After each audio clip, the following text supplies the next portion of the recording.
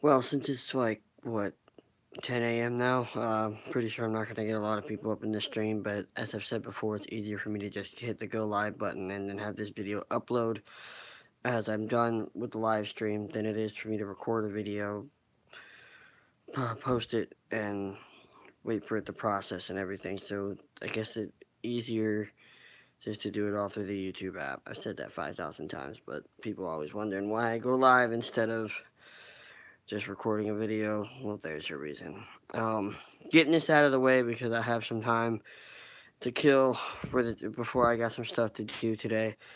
And I have been having people ask me where my draft thoughts were and all this and all that. People don't realize I have a job. I have a busy job.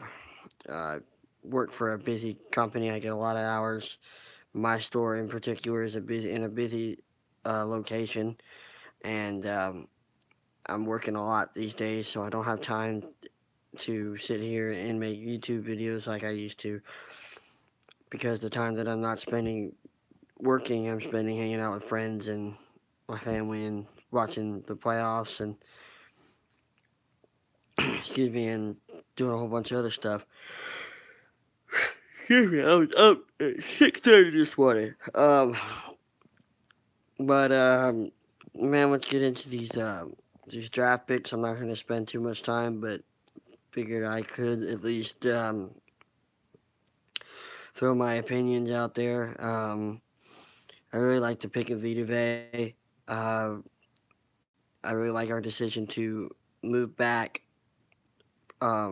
because if we got more picks out of it, and also because the guy that we wanted was still going to be there at 12. Some people are mad we didn't take Derwin James. Well, it didn't seem like Derwin James wanted to come to Tampa, so he missed.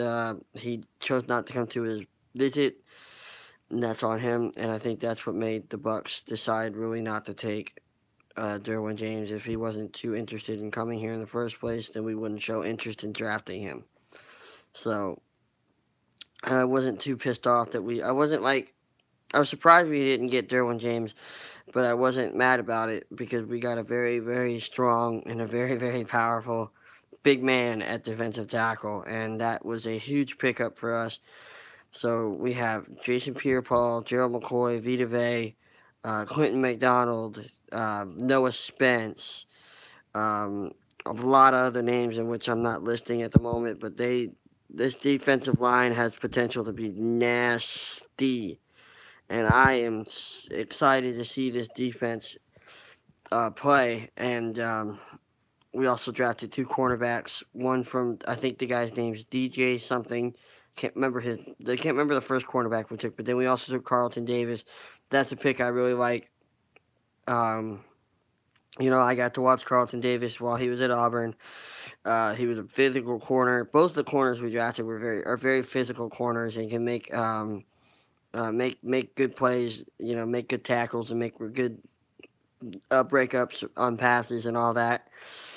And I particularly like the pick of Carlton Davis better than the cornerback we got out of the University of North Carolina, mainly because that's just an SEC homer thing. Uh, Carlton Davis has played quarterbacks that played at Alabama, played at Georgia, played at Florida, played at LSU, all these other SEC teams. That you need to play big boy defense and play big boy football in the SEC. And some people may say it's a weaker conference, and they're wrong. The play style of the SEC is still the strongest in college football, in my opinion. And, excuse me, for us to get a physical cornerback from somewhere like Auburn, who's had good defenses in the past couple of years, um, I think that's huge for us, to help build our defense. Our defense is hopefully going to be so much better than it was last year. And of course, you really can't judge our secondary squad last year because you can't really have a good secondary unless you have a good pass rush, and we had a terrible pass rush. So we'll see what happens as far as where these two picks end up going. I like the pick of Ronald Jones from USC.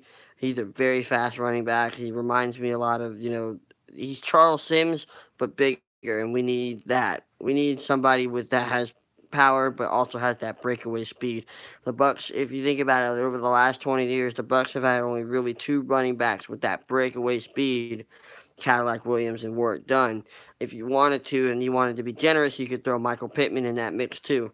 But the two, when it comes to running backs over the last 20 years, and you think of running backs, that had that breakaway speed, definitely Cadillac and Warrick Dunn come to that mind. And I think it's a good thing, or I think it's a really exciting thing to have. Not good. Well, it's good and it's exciting. I think exciting is the better word.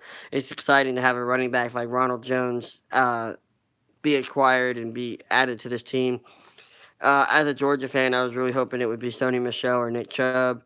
Also hoping that the Bucs were taking a chance on Lorenzo Carter, but they over the last couple years that I've really paid attention to the NFL draft, the Bucs only 1 year, one pick have ever gotten one player that I wanted, and that was Jameis Winston. 3 years ago now. It was 3 years ago today we actually drafted Jameis, a number one overall. But that was the only time they ever got anybody that I ever actually wanted in the NFL draft. I wanted Leonard Floyd 2 years ago. We got Vernon Hargreaves. Who did I want last year? I know I didn't want. I wanted Dalvin Cook last year. We got O.J. Howard. And if we would have taken Dalvin Cook last year, I think it would have benefited. Even though before he tore his ACL, I believe he was on his way to like a 1,600-yard year. He was out of control good. And, I'm not saying O.J. Howard was a bad pick last year, but we could have benefited more from having Dalvin Cook. That's just my opinion.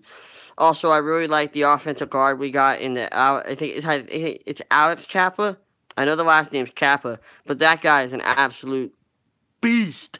That man is a monster. He literally, he's a body slammer. He's a mauler. Alex Kappa, just be ready all year when I'll be yelling out. Just anybody who sits in section 121 where I bought my new season tickets this year, be prepared for the phrase "bust a Kappa in your ass" to be said a lot this year, because that man is a fucking beast, and I'm excited to see what he can do on this offensive line. Our offensive line has definitely improved this offseason. I think Alex Kappa is exactly what Ali Marpet was 3 years ago. I think it was 2 years ago. 2 years ago, and I am excited to have him on this ball club. So you put Alex Kappa on that line, Ali Marpet, Donovan Smith, Ryan Jensen, Sweezy, Holly retired, Evan Smith. You got all these guys. We got some of these guys that are DeMar Dotson. All these big guys coming back, and we are adding power to this line, y'all. So this is going to be, hopefully that improves our running game, and hopefully that gives Jameis more time to work on the deep ball. That is just the big, there are two things Jameis Winston needs to be working on these next couple months, and that is his deep ball, and that is his ability to stop turning the ball over. That costed us like 3 games alone last year was Jameis fumbling the ball. He fumbled it against the Packers. He fumbled it against the Lions, and I think he may have had a fumble in the Falcons game too. The second time around, not the first time around, not the second time around. That Monday night game, he played his best game of the year. But I'm really excited to see this.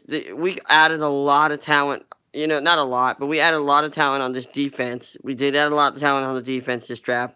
And I shouldn't say we added a lot, but we added good talent on our offense for this team. Ronald Jones and Alex Kappa, I think, are going to be huge. I can't say much about the safety we drafted later on in the draft, like in the fourth or fifth round?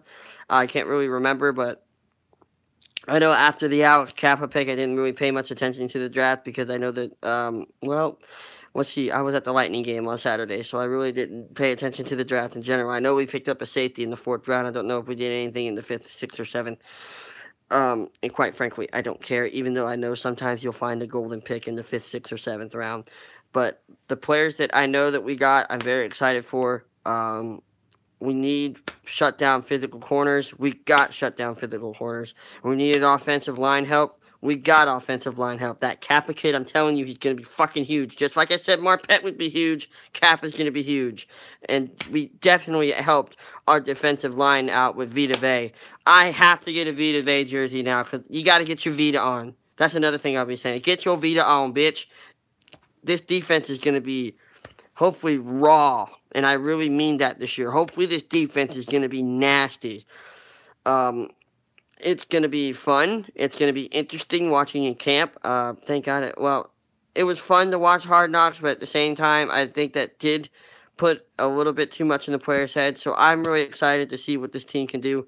Maybe not with the media surrounding them the whole damn time, but I'm excited to see what they can do. I'm excited to see what this defense is going to be made of. I'm really excited to see what Mike Smith and Dirk Cutter are going to have, in store for this year. Because in my opinion, their asses are on the line. Their jobs are on the line this season. It's playoffs or nothing. If this team does not make the playoffs, I want everyone gone with the exception of Jason Light. Jason Light has done some things, that I question, like not being too aggressive this offseason or, making different moves that I would have done. But, hey, I'm not a general manager in the National Football League. And sometimes when you look at it, if I was, I'd be terrible. So we'll see so if we don't make the playoffs this year, Dirk Cutter and Mike Smith need to be gone. Like I'm saying, I don't even care if we are 10-6 and miss the playoffs. We need to make the playoffs, or I will be. I was on this fire Mike Smith train midway through last year because they had all that talent and produced only 5 wins out of it. They got me for one more year. I swear to God, we don't make the playoffs this year, I'm going to be tearing people up because I've waited long enough. Not going anywhere, but I'll be tearing people up. So, I'm interested to see, what they're made of, on the line. And, we'll see what happens. I have to get one. Oh, what do you mean he's average? Get out of here. Get out of here. You don't even know what he can do. Get out of here. Average. You're just trying to get me to rile. You know it's too early. You're trying to get me riled up. Don't even. But yeah, man, if I had to give the Bucs an actual, you can't really give in my opinion, you can't really give a draft grade until you see what they do on the field. But if I had to, as far as team needs go, and as far as filling those needs, I would give Jason Light probably a B+ in this draft. I think he added a lot of good pieces, and I think he added some good talent.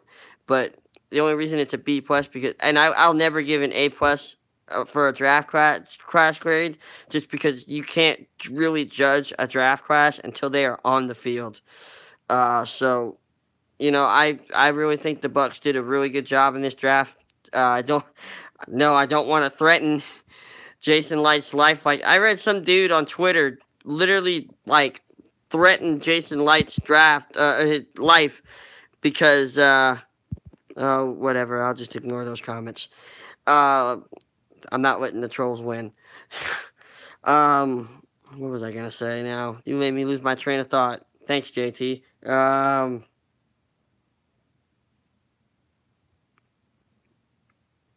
Can't really grade a draft class until they hit the field. I said that part. And now I lost the rest of it. So, but we will see. I really thought that they did fill holes that they needed to fill in the draft, and they did that, and that's why I give them. Of course, I'm not a fucking expert. B+ is probably too generous, but we'll see. Other topics: the Lightning are playing in Game 2 against the Bruins tonight. We'll see what they have in store. They played exactly like a team that hadn't played in a week and a half this past Saturday. And the Bruins, who were coming off of Game 7, very exhilarating Game 7 3 nights before, they came out with a team that had that fire in them. So hopefully the Lightning, come up with a fire lit under their asses and realize, hey, you can't push us around that easy. So hopefully that's the attitude they come out with tonight. If they lose tonight and go to Boston down 2, we might be in big trouble then. So, I just wanted to come on here and throw my 2 cents out there. And early NFC South predictions. Oh, God, I hate doing this, but I got nothing else to do.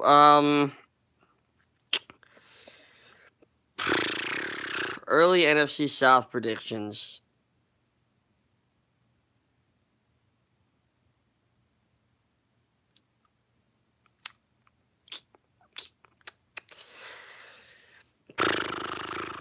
Panthers, Bucs, Falcons, Saints. Yeah, that sounds right. Panthers, Bucs, Falcons, Saints. Or Falcons, Bucs, Panthers, Saints. I think the Bucs will finish in second this year. I don't even want to say it, but I think just with the talent that they've added this offseason and did in the draft, and I think that they'll have a different mentality set in their head. They could probably be that second, or God bless me, knock on wood, maybe first place. But I'm not expecting my motto, my thought process this year. I don't have expectations through the roof like I did last year. I've seen this team with it. I've literally seen it all. I've seen this team with no talent go 10-6, and I've seen a team with a bunch of talent go. It's time to get up. I think my alarm. If you heard "American Idiot" by Green Day start, that's my alarm clock. So, of course, I'm way up past it. I had a dentist appointment at fucking 8 o'clock this morning. That was brutal. I was up at 6:30. Why? But yeah, if I had to throw the early NFC South predictions out there, it'll either be Panthers, Bucs, Falcons, Saints, or Falcons, Bucs, Panthers, Saints. I think the Bucs are going to be, on paper. And guys like Desmond Briscoe and Cody Graham and people you'd never even fucking heard of. And we have guys like Deshaun Jackson and O.J. Howard and Mike Evans and all these guys. And on defense, we had Robert Ayers and Gerald McCoy and Levante David and Brent Grimes, and we went freaking 5-11. So I've seen them at their worst, and they do all right. I've seen them at their best, and do shitty. So I can't really expect anything with this team. I'm going in with the attitude I'm going in with this year is I'm going in every game, every stadium. I'm going to root my head off, and whatever happens, happens. The result, I'll have a reaction for all the time. Yeah, I'll be pissed or I'll be happy, but I'm expecting the worst this year and hoping for the best, simply because, well, as I always say, and I'll end it on this note, it's a Bucs life. Y'all have a good day.